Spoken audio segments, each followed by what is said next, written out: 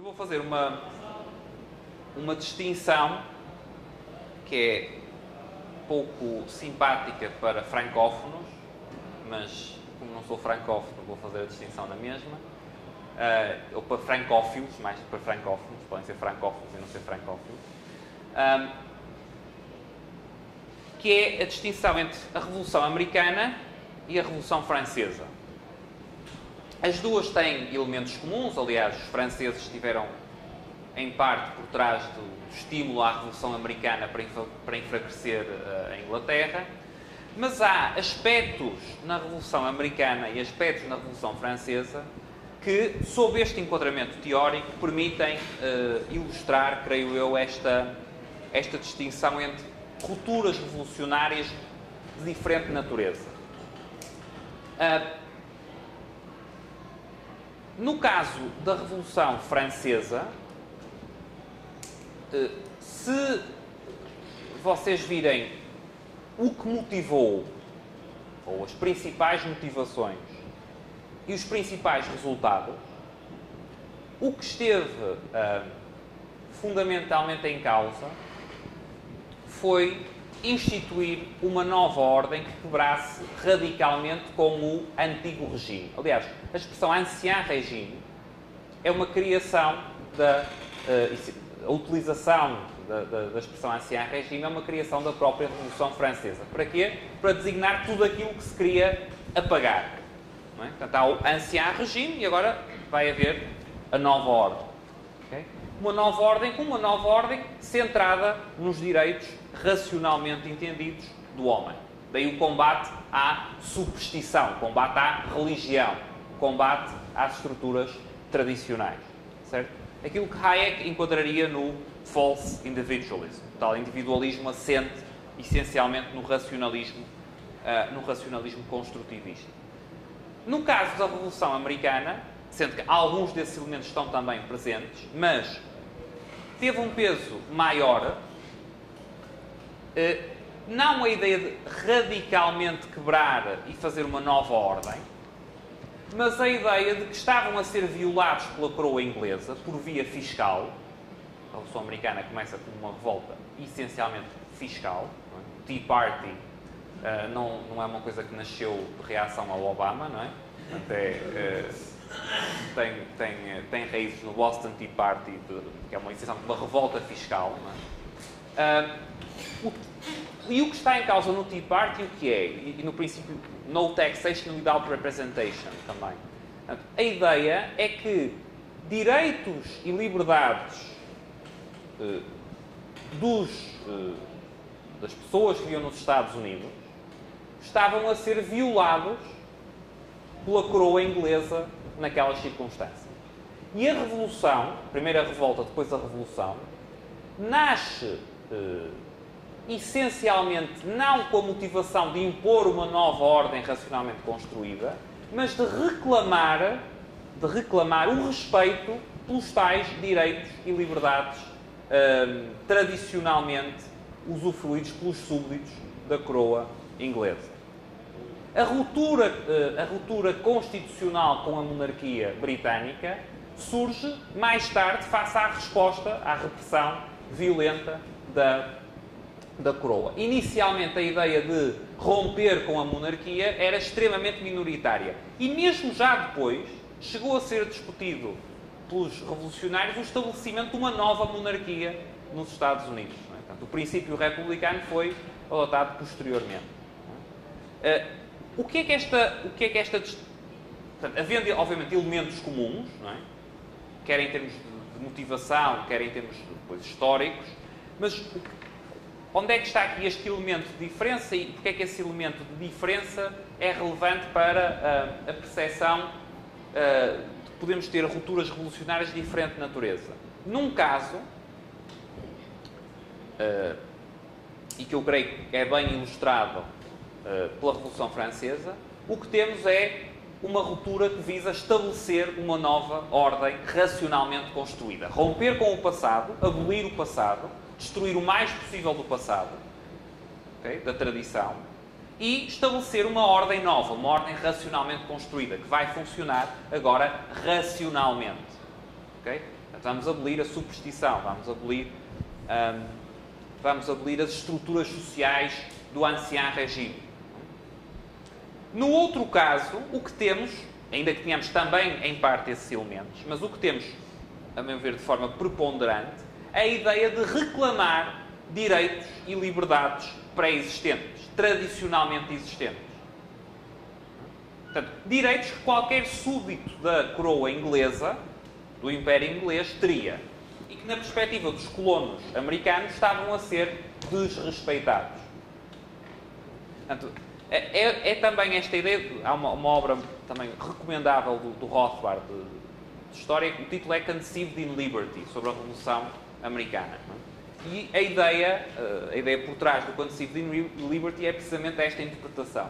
Uma revolução que foi feita não para estabelecer, para impor uma ordem nova, mas uma revolução que foi feita em larga medida para reclamar liberdades.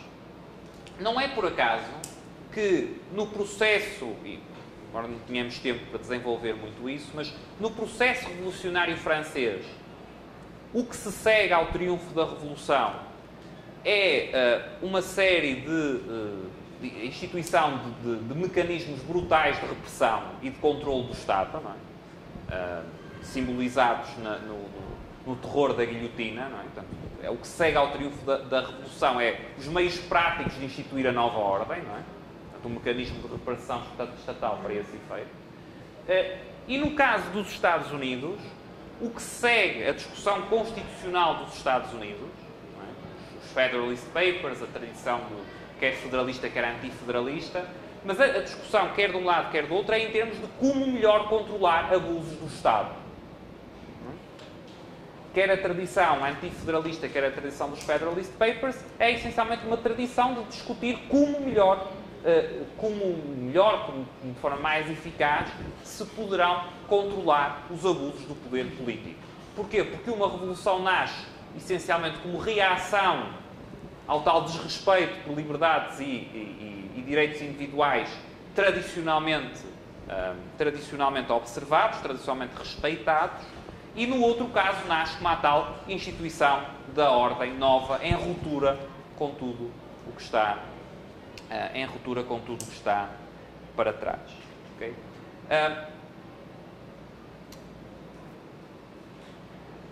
Bem,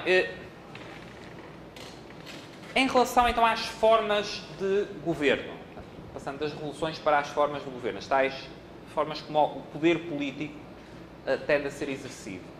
Do ponto de vista liberal, as formas de governo são muito relevantes. Mas são relevantes essencialmente na medida em que possibilitam melhores ou piores condições para a limitação do poder político. Estava aqui numa discussão com alguns de vós durante o intervalo, estava dizendo que, numa perspectiva liberal, talvez a questão mais interessante não seja porque não conseguimos limitar o poder político.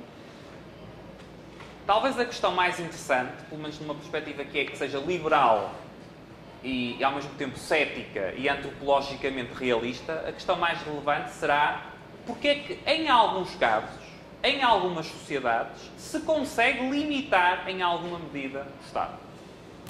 Como é que é possível que em algumas situações históricas, contemporâneas, se consiga limitar o Estado?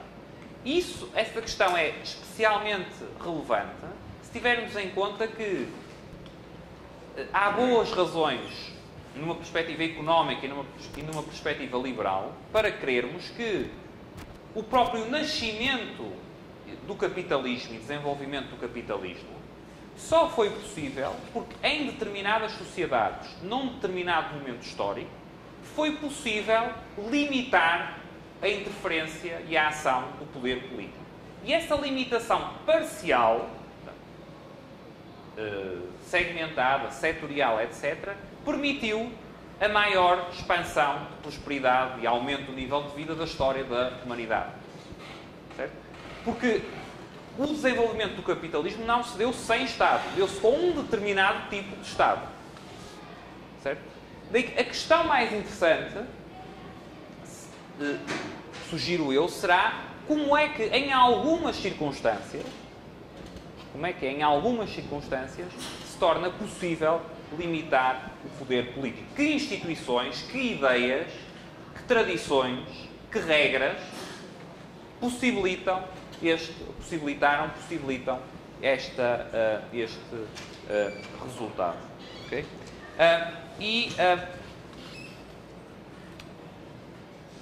Um último ponto antes de abrir para os minutos restantes à discussão. Que é que esta questão sobre formas de governo e sobre evolução das instituições políticas, o que é que isto implica em termos de democracia, partidos e mudanças políticas? Bem, numa perspectiva liberal é difícil não ser cético em relação às mudanças que podem ser obtidas por via da atuação direta no sistema político. Porquê é que eu digo isto? Porque se levarmos a sério o conceito de ordem espontânea, então a forma e o sistema de governo e as instituições que temos num determinado momento serão elas próprias, em larga medida, o reflexo do caminho pelo qual chegamos até aqui. Portanto, atuar dentro do próprio sistema, sobre o próprio sistema, será de esperar que tenha um impacto relativamente limitado. Então, como é que, ou por que via é que será possível influenciar o tal processo evolucionário em termos das instituições políticas?